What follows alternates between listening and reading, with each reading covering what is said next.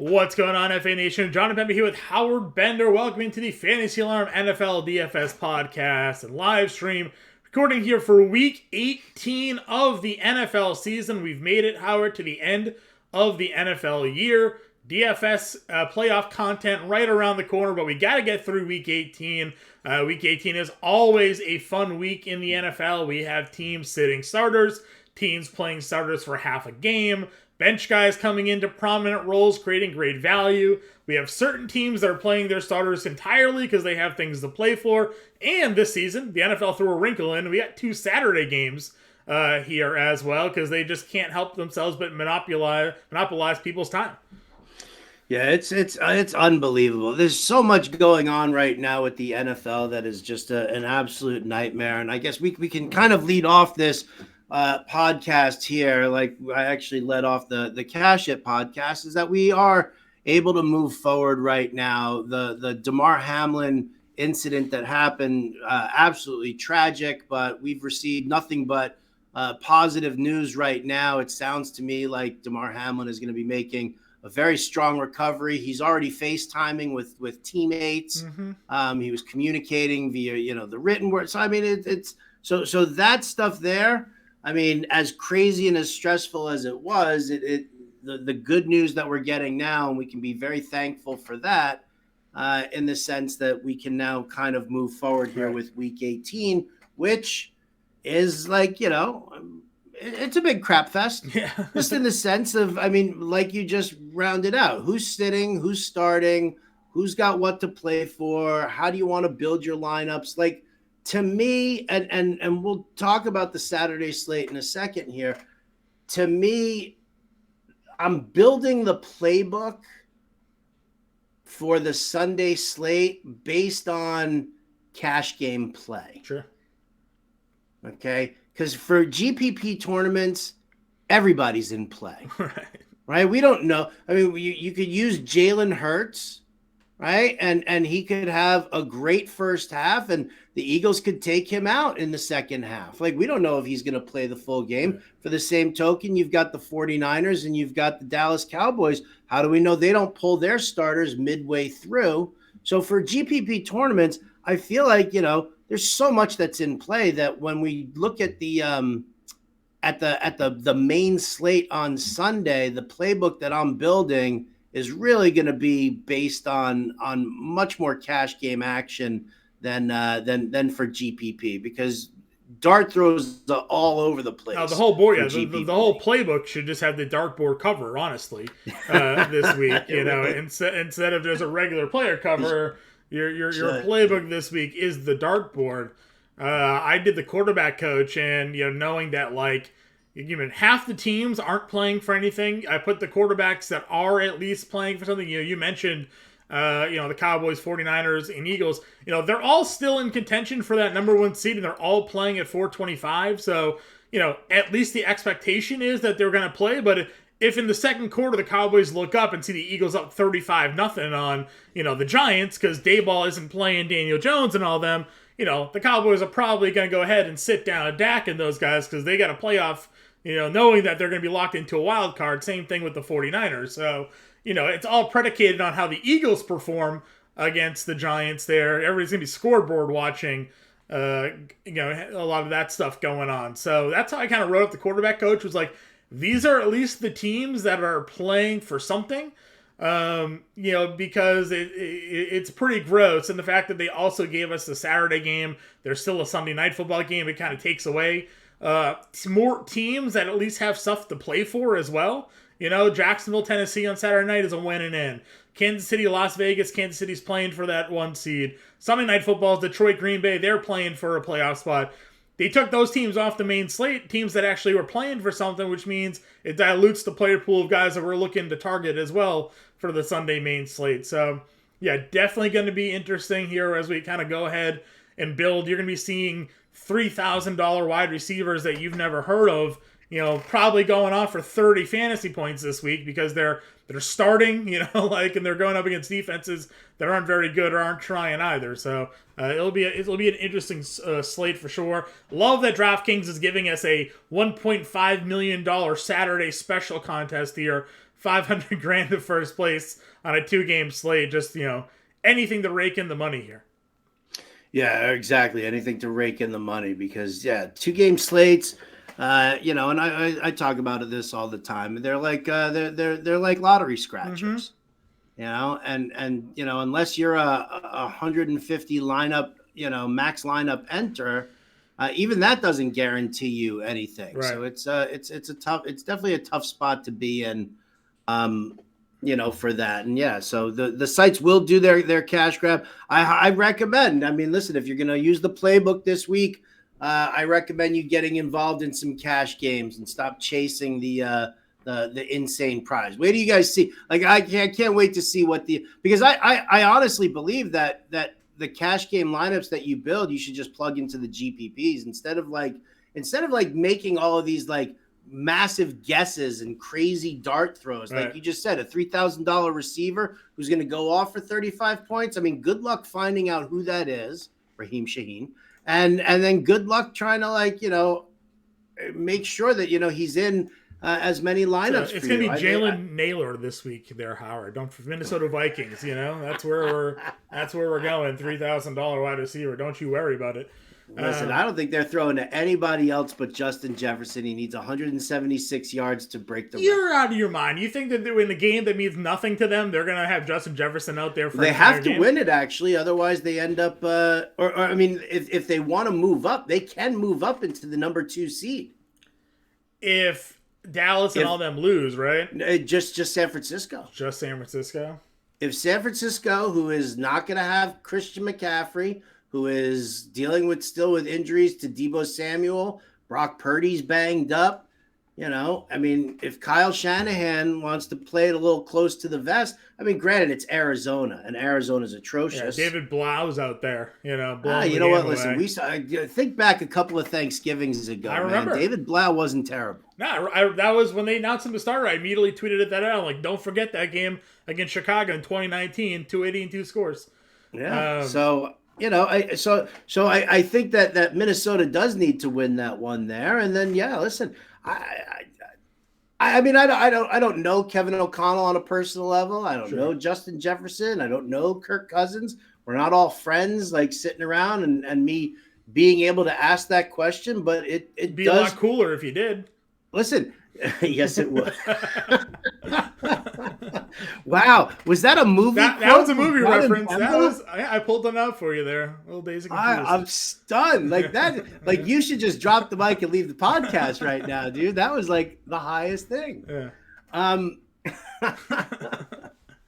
But listen, Justin Jefferson has 10 100-yard efforts this season, and he's got 3 games in which he had more than 176 yards. Yeah. So it is definitely doable, especially in this Chicago. matchup. Yeah, Chicago. Yeah, the Bears are so bad. They are bad.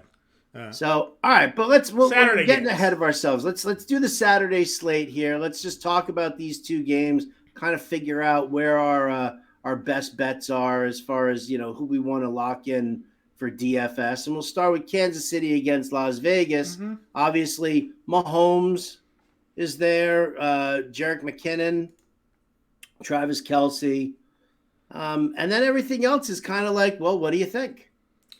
Yeah, listen, I think you obviously know where you're going. You're locking in those top 3 guys here.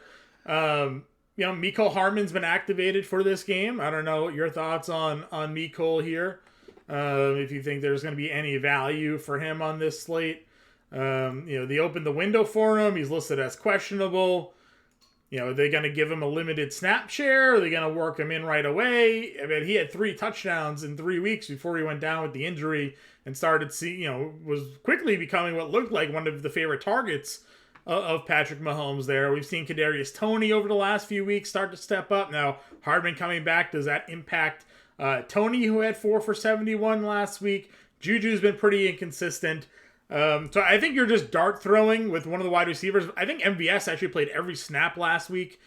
So you're kind of picking and choosing whatever wide receiver you'd want to go with this one. I don't think there's a clear and obvious choice when it comes to that here, which has kind of been the frustrating thing with Kansas City this season.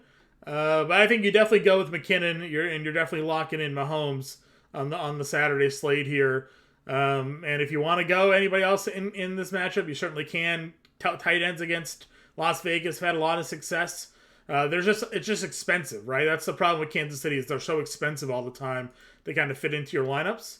The Raiders, I mean, what'd you think of Jarrett Stidham last week? I mean, against the 49ers, everybody thought that they had zero chance, and he goes out there, throws for 365 yards and 3 touchdowns. The interceptions were on plays where he kind of got hit, and there were tough plays against a tough defense. But this is a far easier defensive matchup for them. He's in the Dome in Las Vegas, so he has that advantage as well. So, and this isn't the one thing Coop and I touched upon on the Quick Out podcast. This isn't like a rookie quarterback. This isn't a guy that's come off the streets. This is a guy that's been in the Josh McDaniels system as a backup quarterback for like 4 years. He traded for him. He knows what's going on. He's been at all the practices. Never got an opportunity in New England for one reason or another. Belichick just wanted to play Cam Newton, no matter how bad Cam Newton looked. Stidham came out, threw all over the field. I think he's going to get an opportunity to do that again here against the Kansas City Chiefs.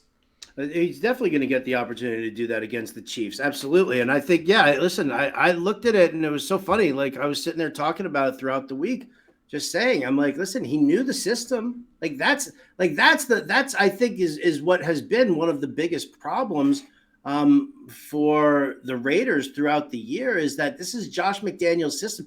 That he brought over from the Patriots with him and Belichick working together and building it. It's a very complex system. And I think very few people really understand that. The quarterback, the play is called, and then the quarterback basically has, his different options there at the line. And then he's got the opportunity. He can either audible, he can continue with the play, and then he's got his decisions there. And if he audibles, it's going to go from, one play to another. He's not just going to like make shit up, right? So he calls the play or whatever. But each one of the receivers also in their route tree have the ability to run a different route based on what their coverage is.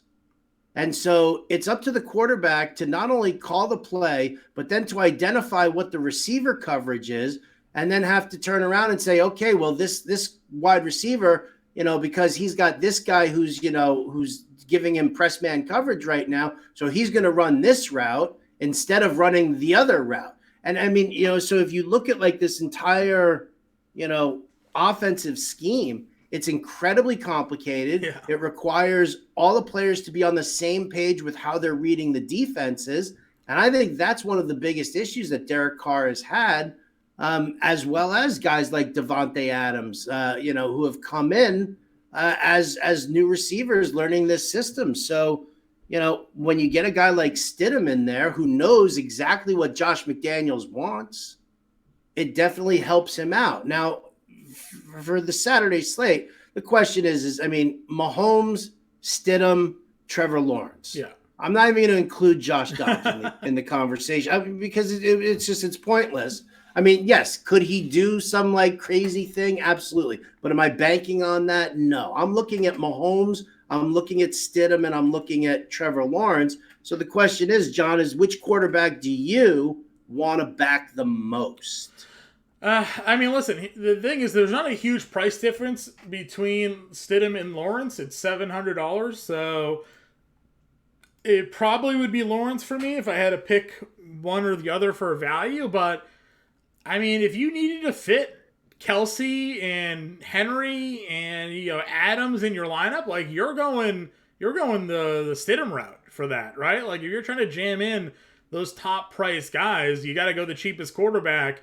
And at least he showed the ability to put up, now he's not Malik Willis out there under 100 yards or Desmond Ridder, who actually looked okay lately. But he's not Skylar Thompson, right? Like Stidham went out there, looked like an actual NFL quarterback.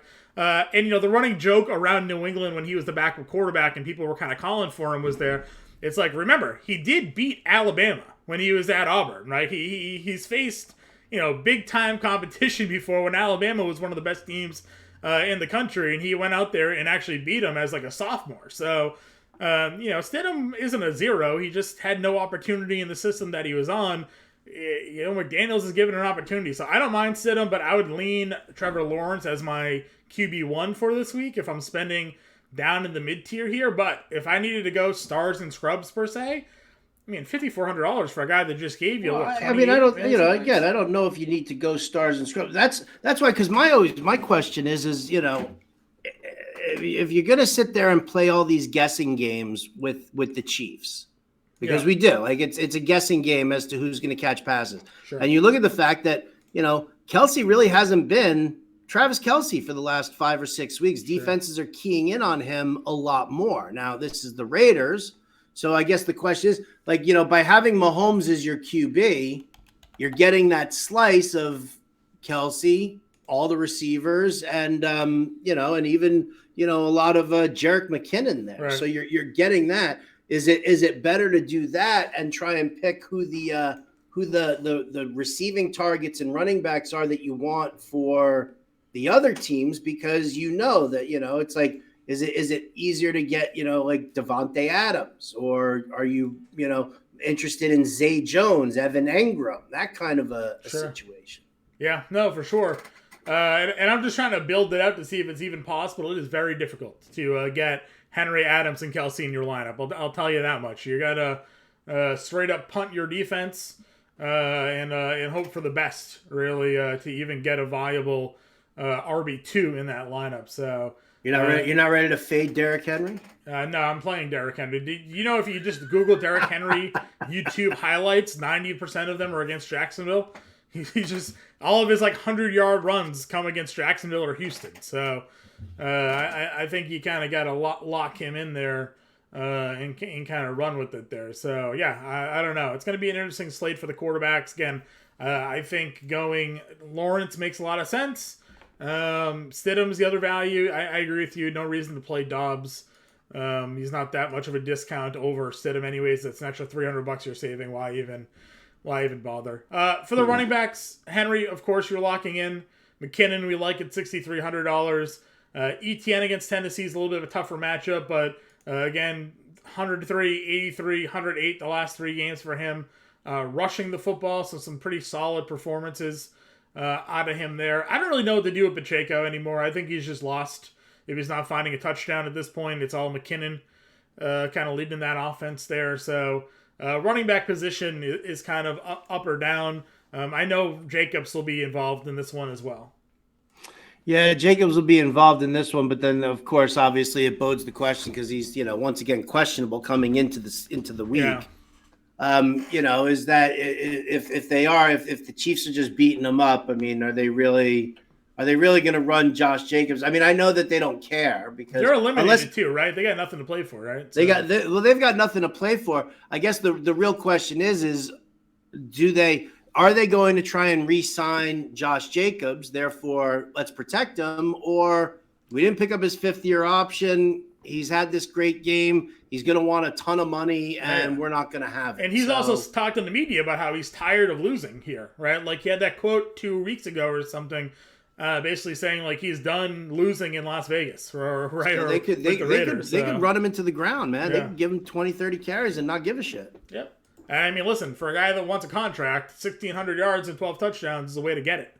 I actually went back and looked at one of our articles that we wrote up on, I think it was the player debate articles on Josh Jacobs over on Reddit. It was a pretty heated debate back and forth, and basically the title was, over the last month going into draft season, Jacobs' ADP had actually fallen a full round, and people were just completely out. They thought Jacobs was going to get cut because he played the first preseason game, in the Hall of Fame game, and here he is as the NFL leading rusher with 12 touchdowns. So, I think that we could see, them either utilize Jacob, like you said, get the last ounce of value out of him because he's gone, or they could look to protect him and bring him back. It feels like he's probably gone, in my opinion.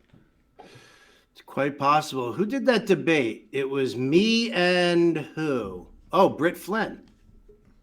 Yeah, there you go. I got a tag on Reddit this morning, but how wrong somebody's quote was or something like that. So it's obviously now's the time to go victory lap. Oh, should I head over to Reddit and be like, here's my article why you should draft Josh Jacobs? Listen, I'm not the biggest victory lapper in the world, but I do have a tweet out there where I said we should be drafting Adrian Brown and Jalen Hurts, and there was a lot of debate about how wrong I was. And Adrian Brown's got 1,500 yards receiving, and Jalen Hurts is the QB1. So let's just say that tweet may be resurfacing here soon. With the I told you, yeah. So, any receivers in particular who you like from the Saturday slate? I mean, obviously, if you look at the incentives and stuff like that I have over at fantasyalarm.com, both Christian Kirk and Zay Jones are in line for incentives, and they have to win that game as well. Yeah. So, I feel like they're, the obvious choices are Devontae Adams against Kansas City, Christian Kirk, Zay Jones, I think are there. I don't know who to take for Kansas City, and I don't know. If Treylon Burks is active, I like Treylon Burks at 42. Yeah, I was just gonna say maybe Treylon Burks. Yeah, if Burks is active, he's been questionable, dealing with a little bit of a groin injury. If he's active, I'm in.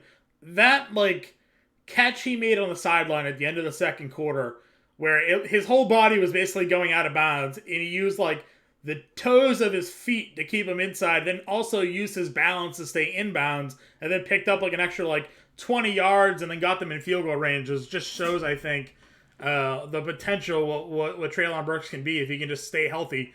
Unfortunately, at least for now, it seems like Tennessee may have traded one injury-prone wide receiver and drafted another. Not necessarily his fault on that concussion hit, but he's been in and out of the lineup all season long at this point for Treylon. But yeah, listen, Zay Jones, Christian Kirk, like them both. Devontae Adams, like him. Treylon Burks, like him.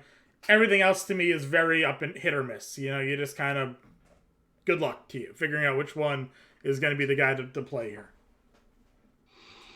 It's going to be very interesting. Tight ends, it's Kelsey, it's Engram, it's Waller. Chig Okonkwo. Chig Okonkwo. Yeah, man. Dobbs is a way better passer than Malik Willis is. So he had 4 targets, 3 catches, 24 yards. He's a big play guy. He had a touchdown in this matchup against Jacksonville back in week 14. 6 catches in that game.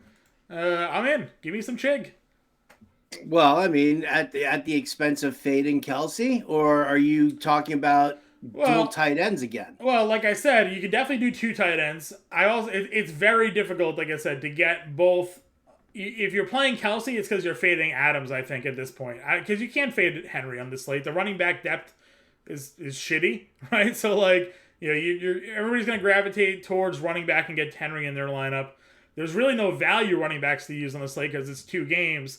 So you're either not playing Adams or you're not playing Kelsey, in my opinion. So, to your point, Kelsey hasn't paid off, really, his price tag last week. He had Seattle-Houston. He was fine, 23 fantasy points in both of those games. But for a lot of this, of 4 of the last 6, he hasn't really been worth the money. So you could spend down on an Engram, Waller, or Okonkwo, pay Adams instead of Kelsey if you want to go in that direction. All right. Again, there's only so many options there. There's only so many options. So, all right. So there you go. I mean, listen, I'll have a playbook out for the 2-game slate. It'll probably come out on, early Saturday morning so that you can spend your entire day looking at the playbook and building some lineups and having some fun with it there. And that'll be out on fantasyalarm.com. So enjoy. Let's move over to Sunday. Busy slate. Because I'll tell you what, man, even in games where there are players who, don't have anything to play for, there's still some really nice matchups and some good play that we're looking at. I don't want to get ahead of myself, so let's kick it off with the QBs. Yeah, I mean, listen, I think Hurts is the guy to go to here. Trending towards playing was the most recent update, I think, from Sirianni. They're a win to lock up. They're facing the Giants. Dayball said he was going to play his starters, but then didn't commit to playing his starters because they can't really move at all. So, are they going to put Kayvon Thibodeau and all those guys out there for a full game against Philly and risk getting injured as they lock up a playoff spot for the first time in a decade? That doesn't feel too smart to me. So, you could have this Eagles offense up against a backup Giants defense here for a little bit. So I think Hurts is definitely interesting. I don't know what's going on with Buffalo. I don't know. They declared that game, a no contest or a draw or a tie? Like, they're not finishing it. So I don't really understand, I guess, the implications. I think they're just canceling. They're canceling the game, and they're basing things off of like winning percentage. Right? So if Kansas City wins on Saturday, does Buffalo have anything to play for still? Like, do they, do they have to beat New England to still get the 1 seed here? I mean, I guess there's a lot to still be figured out, or at least investigated on how this all is now affected with them, not playing that game. Because Allen against New England is obviously a great matchup for him, and you got to think there's possibly some extra motivation behind that, some rallying behind the situation that went on with this team, and playing out there for Hamlin. So I like the top guys, and Allen and Hurts, this week, of course. Again, there's just limited quarterbacks that are actually playing for something here. Very limited quarterbacks with something to play for. I mean, listen, Hurts, I think, is, because they also need him to knock the rust off. Right. They need to do that. Allen, I got to be honest with you, man. I'm worried about, I don't know what the Bengals or the Bills are going to do at all. Anyway, I don't know where these guys' heads at. So I'm probably like, if I'm paying up at QB on Sunday, it's for Hurts, and it's not going to be, I mean, could I throw Joe Burrow into a GPP? Yeah, sure. But I mean, like I said, if I'm building cash games and I'm paying up, then Hurts is the guy who I want. As far as like QBs who have something to play for, Herbert, the Chargers do need the win in order to maintain their seeding over the Ravens. I think that's something that you have to pay attention to. Dak, I'm not trusting because they could pull him. Cousins, again, like you said earlier in the show, I mean, they need to win. Do they keep Cousins in there the entire time? Brady, I don't see him doing anything. I think they already said that Brady would maybe only play the half, and they're gonna have Glennon and Trask play the second half of that game. So he's gonna help Chris Godwin get to his incentives. Yeah. 2 catches, right? Something like that. And then they're gonna walk away. Yeah. So I'm not using him. Geno Smith is the guy who has something to play for against, and it's not a bad matchup against the Rams. Nope. So I think if I'm not using Hurts, the only other QB that I really want to use, I mean, and again, this is for cash game play, is Geno Smith. Yeah, I said that. I for you're talking cash game, I agree. Geno Smith would be the other cash game play. For tournaments, I threw Russell Wilson out there. Coming off of a pretty good game, new coaching, healthy wide receivers still. They're at home. I think Wilson maybe is a dart throw at $5,400. The Jets are starting Joe Flacco. I mean, Joe Flacco's $4,800. He got through 55 times a game. Wait. I mean, you're digging deep. Wait. Let's talk about some other guys here, real quick. Well, what other guys? Before you start shitting on everybody. I'm not shitting on anybody. What other guys did you play? What about Deshaun Watson? No, I would not play Deshaun Watson. Why not? I mean, you've seen marked improvement over the weeks. He threw 18 times. He was 9 of 18. He just happened to throw 3 touchdowns. He hasn't looked good. If you watch the game, I don't care how many passes he's thrown. I'm talking about the actual play, like what he looks like scrambling out of the pocket, what he looks like when he's looking downfield, who he's hitting, is he efficient, things like that. All right, you're not interested. No, okay. He went 9 of 18 throwing, and 3 of those 9 completions went for touchdowns. I'm not really into on the road against a Pittsburgh team that needs the win to keep Tomlin's record above 500 for the that whole narrative there. Right. Not really. Right. Not really. I'm not going Joe Flacco in a meaningless game for the Jets against the Dolphins. If anything, I think Joe Flacco could be a guy that is good in a meaningless game because he's got no reason not to throw 55 times. he went for 18-30, and then he got against Cincinnati. He had 7 fantasy points. But I don't know, 59, 44, 52 pass attempts. I don't know, man. They're gonna have Zach Wilson active. Do you think they don't put Zach Wilson in maybe in the second half? No. Why wouldn't they just start Zach Wilson? Still trying to teach that kid a lesson. No, that's not what's going on. I would have no problem going with Joe Flacco at $4,800. All right, you can have Joe Flacco at $4,800. I'll go. That's fine. I'll take him. Again, there's not much else here. I don't know. There's nothing else at QB. No, you wouldn't start Sam Howell, I would imagine, right? Like in a heartbeat. Yeah. Over Joe Flacco. Yeah. Running backs. Yeah, running back position. So you don't think CMC's playing? No. I mean, I've heard that they're talking about holding him out. He didn't practice. He hasn't practiced at all during the week. And if you're Kyle Shanahan and you're getting Elijah Mitchell back, why wouldn't you just run Elijah Mitchell here and see how long you can utilize him and give Christian McCaffrey some rest? Sure. That's fair. I mean, it's a great matchup for him if he actually plays, but I just don't necessarily know if he does. Okay. You say Chargers have someone to play for. That keeps Eckler very much in play. Yep. Minnesota, you say, have something to play for, so Dalvin Cook against Chicago's in a great spot. Yeah, again, but that's with Alexander Madison there as well. And again, like Minnesota just needs the win. Chicago's terrible. Chicago's starting Nathan Peterman. Yes, they are. So, I mean, like, yeah. If you want to talk about a team that's up, 35-0. How soon does Nathan Peterman's first interception come? Under 5 drives? Under 5 drives? I'll take the under on that. Under 5 drives, yeah. I'll take the under. I gotta find a line. I gotta see if there's a line on that, like under X drives for turnovers for Peterman.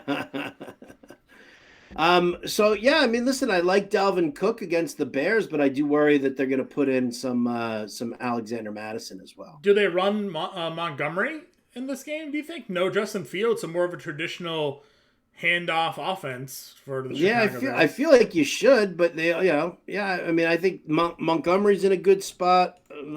Khalil Herbert, they'll probably get in there also. Walker needs 64 yards for 1,000 yards.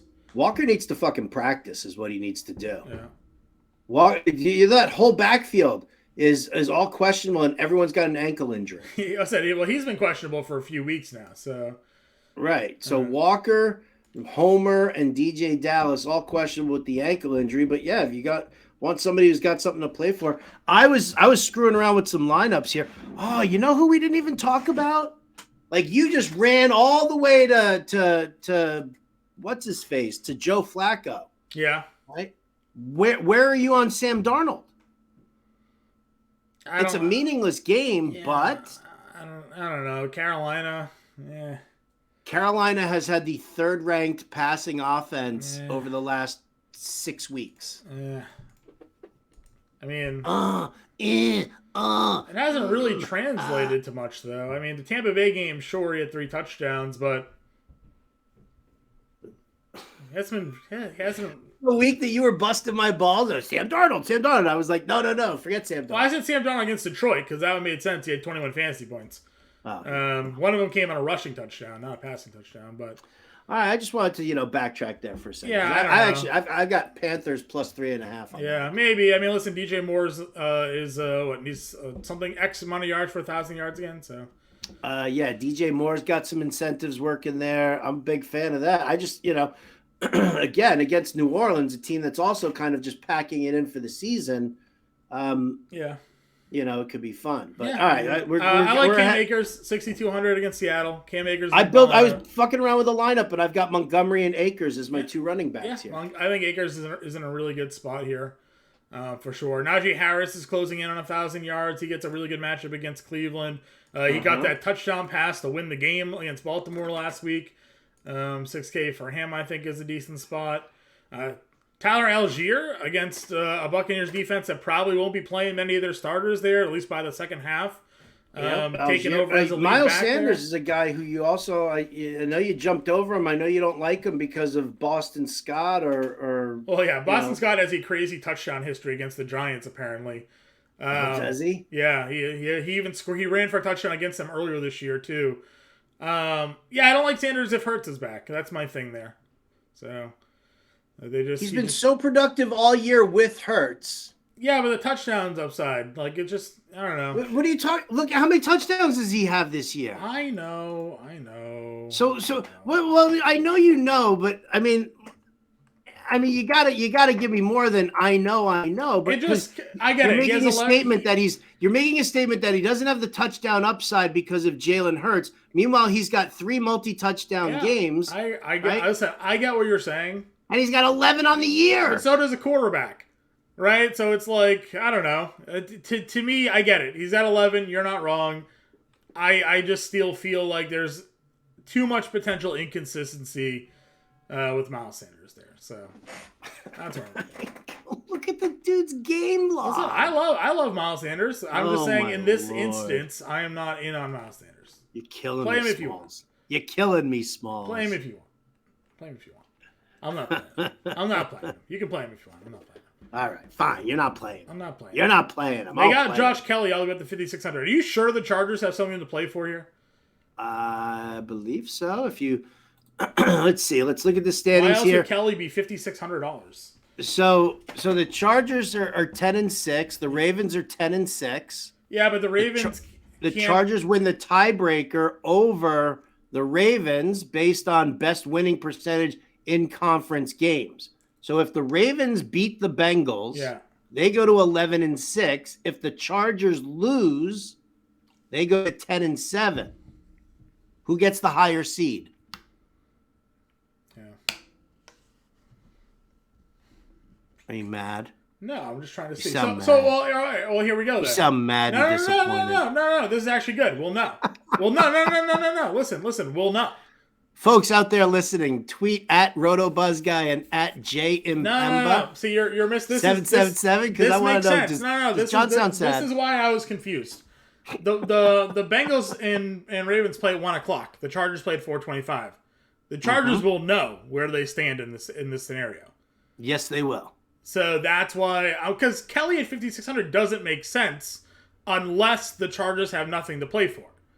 So that's where we're at with this game. The Chargers will know whether or not they need to play Eckler or not in this game. So if you're building a lineup, then what you're going to need to have is a flex open. Right. Well, either a flex or what you do is you pay up for Eckler. Right, and you pay down at wide receiver, but then you have yourself pivots ready that if the Ravens lose the game and the Chargers don't have anything to play for, then you can get you throw Kelly in there as a cheap running back, and then you have all that money left over for whoever a top wide receiver is for the 4:00 slate. Yeah. Yep. Which doesn't look like anybody. Maybe Metcalf. Maybe Metcalf. AJ Brown, maybe 425. Anyway, so that's what caught me. I remember talking about this, and I'm like, "Are you sure the Chargers have something to play for?" And it's because they'll know if they have something to play for come the 4:00 game. That is true. They will know, 100%. Yep. All right. So Kelly at 5,600. If they have nothing to play for, sure, that's fine. Zach Moss, they got nothing to play for. He's got Houston. They'll still play him though. They're not going to bench him for Jordan Wilkins. That is true. Against Houston? I mean, Zach Moss against Houston? I mean, is that cash game running back for you this week, Howard? Wow, listen, you know what? Lovie Smith has turned this Houston defense into quite the defense, and now all of a sudden, this is probably Lovie's last game. Does the defense step up for him, or do they say, well, he's gone anyway, so... I don't know. ATN still ran for 108 yards on 8 carries last week, so they still can't stop the run. ATN is better than Zach Moss. Possibly. You know how many touchdowns Zach Moss had in college playing for Utah? Yes, I do, actually. It's a lot. Why do I know that, or why did he have touchdowns in college? He had a lot of touchdowns in college. I took him on that dynasty league in the Listen, just start Matt Breida. You're okay. Go for it, man. I know that's what you want to do. No, I don't. I mean, I guess Jordan Mason, if you don't think that they're going to play McCaffrey. Yeah, or but Kieran they will Davis have Mitchell Price, there. It could be, or Elijah Mitchell. You said, right? Where's Mitchell? Yeah, that's what's the cost on Mitchell here? Because I mean, the guy's got to get the rust off somehow, doesn't he? What about Corey Clement? He got the carries over Ingram last week with James Conner out. I hate Corey Clement so much.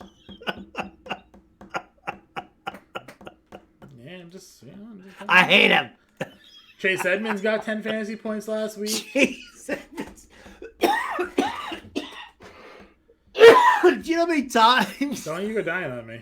Do you know how many places? Oh, because I want to die knowing how many times I took Chase Edmonds in season long this year. He had one good fantasy week. That was about it. Oh, I got nobody else here at running back, though. So I got nobody else at running back either. Let's move on to the wide receivers. Okay, we're just going to get even grosser because there's going to be $3,000 plays here. All right, top guys are in. Jefferson. Do you play Miami guys with Skylar Thompson at quarterback? Probably not, right? Like, I think that's just the GPP play at best.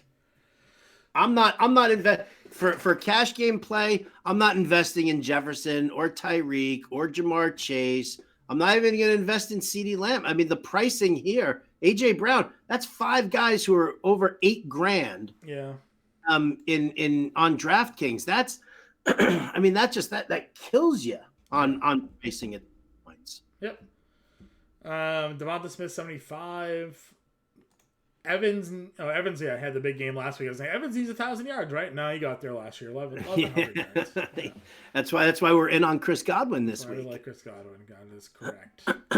Obviously, if the Chargers have something to play for, Keenan Allen and Mike Williams are top options here. Yeah. Metcalf. Yep. Doesn't Metcalf have a little thing with Jalen Ramsey? Probably. I think Jalen Ramsey's got a little something going on with everybody, but in a must-win situation for Seattle, I will happily. Not to mention Tyler Lockett's still a little banged up, and they don't really have anything. I'm still going to be very much in on DK Metcalf. Okay, I like them. Judy and Sutton, I don't mind here, assuming they're good to go against the Chargers. Chris Olave is in play. He's headed towards his first 1,000-yard season. Yeah, good draft pick by the Saints there, getting Chris Olave. You mentioned Moore already. He needs 122 yards. So not impossible. Not impossible to do. Not impossible. I'm going to avoid the likes of Terry McLaurin. I'm probably going to. I might still have interest in Garrett Wilson. Play Garrett Wilson. I've got interest in Garrett Wilson still. Yeah. I definitely. He had 33 targets with Joe Flacco. So, I mean, Garrett Wilson also great pick by the Jets. Jets just need a quarterback. Get Breece Hall back. Get Garrett Wilson. Get a guy that will actually throw to Elijah Moore. Like some talent there. Some talent. Let's see. Hollywood had 9 targets. I mean, 40. What? Who? Hollywood Brown and 9 targets last week. Oh yeah. I'll look at Jacoby Myers against Buffalo as a cash game play for 5,100. I mean, he's just got a good high floor. You don't need him to get into the. I mean, listen. Yes, if we find a boatload of $3,000 guys, then you don't need them. But yeah. I just like the floor. Sure. Drake London's been good. I do like Drake London very much as well. Let's see here. I mean, you liked Watson. I mean, Donovan Peoples-Jones, 1 catch in each of the last 2 weeks, though. I know that's kind of a good price, but he's been doing nothing. I told you, Raheem Shaheed. Yeah, he's all the way down there. Your nice little deep threat there. Trenton Irwin. Jahan Dotson's not bad at $4,500. Yeah, you got to figure out what you got in Sam Howell. Yeah. Let's see here. Because I think that's, I mean, I think you'll see Dallas's defense on the field early on, and they could rattle him. And if they rattle him, it's just going to fuck his shit up for the rest of the game. Sure. DeAndre Carter could be the wide receiver 1, or I guess Josh Palmer would be the wide receiver 1, but DeAndre Carter would fill the Keenan Allen spot if the Chargers got nothing going on. Plus, he has an incentive, something in his contract in that article that you wrote up there. 2 more receptions for an extra $100K, and then another $100K for 55 yards. Yeah. So if the Chargers got nothing to play for, you'll see DeAndre Carter out there in the slot for the Chargers against Denver. Not a little bad spot there. Let's see here. Greg Dortch has been a target monster lately. 22 to 21 targets the last 2 weeks. Isaiah McKenzie needs 46 receiving yards for 100K. Okay. Let's see if he gets on the field there. What about Equanimous St. Brown celebrating his new 1-year extension? With Peterman throwing in the football? I know you love Peterman so much. I don't think so. I'm buying you a Nathan Peterman jersey. Let's see. Is there any? let's see. T.Y. Hilton's been getting some plays lately. Maybe they work. T.Y. Hilton's an intriguing option here, especially just down at 3,400. Right. Thornton actually had a pretty good game last week. Taekwon, 3 catches, 62 yards, and a touchdown. Yeah. Didn't he lose a touchdown? Also, he stepped out of bounds. Yeah. Very close to being a score too. That was another weird little play that I thought that they could have, taken a look at more, but they didn't. Amari Rodgers, I saw some people tweeting about today for Houston. I don't really know if. So I love looking at fantasy football Twitter now. Yeah. It's the like last game of the season, man, right? Like all these guys are just coming out of the woodwork with like random names. Well, this is where you put Andy Isabella back into the dartboard. Yeah, Andy Isabella. No, I mean, listen, I said it earlier. You think Minnesota's got something going on, so maybe, but Jalen character there, he had a touchdown last week, 3 catches and a touchdown, 89 yards for Jalen Naylor. I mean, if Minnesota's got nothing going on there in the second half of this game, that's a name for sure, I think. Played over Jalen Reagor, so. Well, again, it's for your GPP tournament lineups. Yes, I mean so much is in play. Like everybody's in play for a GPP lineup. You could build it with anybody you want because there are so many people. There's so many players you just don't know. Are they going to come out in the second half? Are they going to not come out in the second? Like what's going to happen there? So that's why I'm saying, I want to build these cash lineups, play them in GPP because.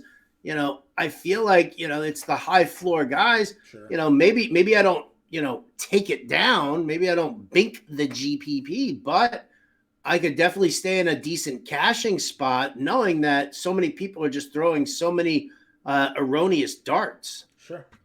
Let's go to tight end. George Kittle against Arizona, best spot on the board, 6K. I love the price too. I really do. Like I genuinely thought that they were gonna like kind of be douchey about it and bump them up to like 75. Yeah. Coop's got Dallas Goedert on the cover of his tight end coach, so he's big on Goddard here against the Giants at 49. Which I do not mind at all because again, here's the thing: like you've got Hurts and Goddard who were great together early on. They're both, they both got a lot of rust on them right now. And you want to make sure you want to get them some time, especially if the Eagles end up with the bye week, because, you just don't want them out of gameplay together for way too long. Yep. I agree. So I like the Goddard call. Early on in the year, the reason Tyler Conklin was on everybody's radar was because of Joe Flacco. He had 24 targets in 3 weeks under Joe Flacco there. So $3,600 Tyler Conklin against Miami could be a little bit of a value play. No love for Higbee, huh? Against Seattle, they're terrible against the tight end. He's fine. He's fine. I don't mind him. 4,400. Gerald Everett needs 5 catches for like 250,000. Yeah, it just feels expensive, but I mean, he's been kind of. He had 1 good game. 2 good games, I guess. So, but 44 sharp. The tight end position isn't great this week, so. No, it's not. But I like the Conklin call. Yeah, Conklin looks like he fits in there. Maybe Cade Otton gets some blowout run regardless because he's a rookie. Gets Atlanta at 3K. Could look there. Albert O last week. Albert O. I can't say no. Right? Can't say no. Let's But yeah, there's not a lot here at Jelani tight Woods, end. but he'll have Sam Ellinger as quarterback this week. Just pay the $6,000 for Kittle. Yeah. Just do it. Yeah, that's fine. If you're gonna pay down to Conklin at 34. Sure. Just do it there. Like all the in between shit. Listen, the T.J. Hawkinsons and the Freiermuths and the Higbees and the Schultzes, yada yada yada. Yep, I'm with you. Pay up for Kittle. Goddard in the mid tier.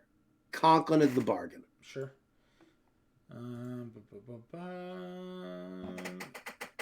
Defense.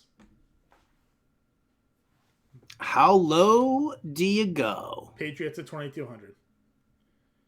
Why in the world are the Patriots at 2,200? Because they're facing the Bills. Yeah. But they get defensive touchdowns every week. Every week. You could set your clock by it. Like do you have the message already pre-typed to me in the chat? No, not yet. I got to copy and paste on a sticky note. I just send it to you when it happens. Like we just race each other to see who's gonna write Patriots touchdowns in 5 of the last 7 or 6 of the last 8 weeks. Defensive touchdowns. They got 8 defensive touchdowns overall this year. Yeah, I mean, I don't know. They just turn the football over, right? Yeah, listen, I don't hate it. I like the I also like the Panthers D at 25. Yeah, Panthers D. New Orleans turns the ball over almost more than anyone now. Mm-hmm. So I dig that. Yep. I don't really feel any need to pay up for any defense. I mean, you can play the Broncos if the Chargers are playing what's his face there, the career backup at quarterback. Oh, Chase Daniel? Yeah, Chase Daniels is out there instead of Herbert. You could probably go Denver at 25. Yeah. The Jets aren't bad against Skylar Thompson. Sure, 26. I agree. You don't really need to spend up here at all. What about the Texans against Sam Ellinger? I'm not playing the Texans.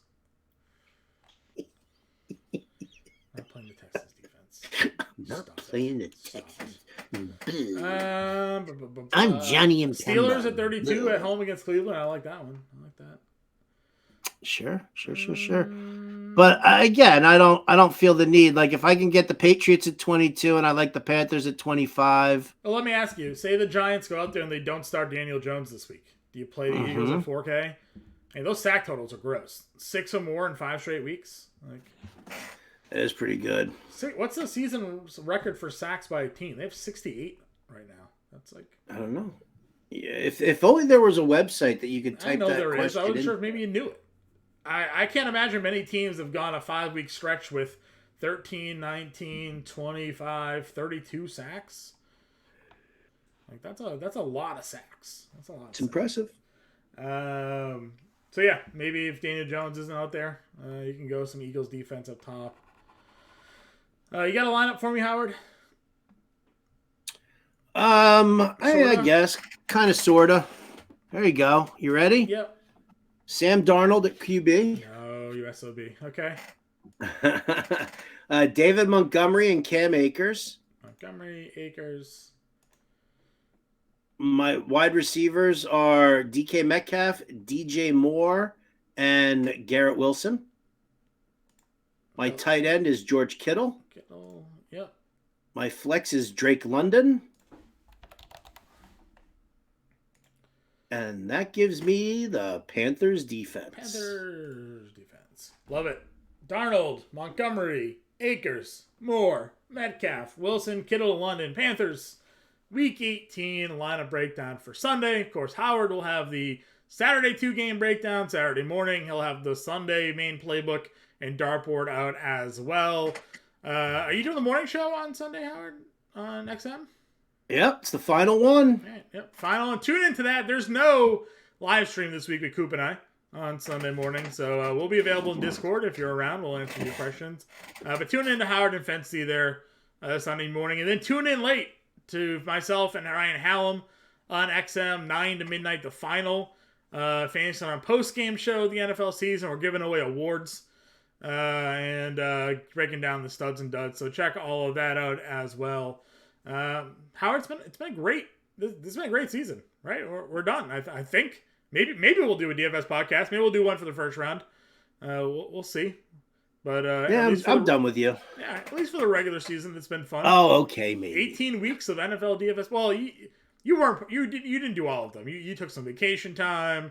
You were busy. Grande filled in a couple of times. I missed like three. Yeah, I missed like 3. I've been here for all 18 weeks, so it's been great. Oh, you are a champ, dude. It's been great for you.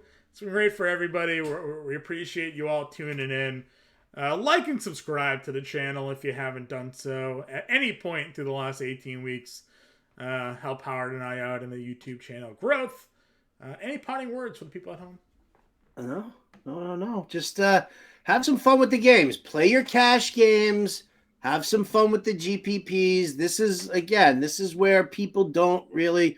There are going to be so many dart throws thrown around this weekend that you could probably find yourself in a solid GPP tournament and cash for good money with a good, solid, high floor cash game lineup. That's all I'm going to say. I like it. I'm sure you can read that same sentiment in Howard's playbook on Sunday morning, or Saturday rather, in his example lineups on Sunday. For now, we'll catch you guys later.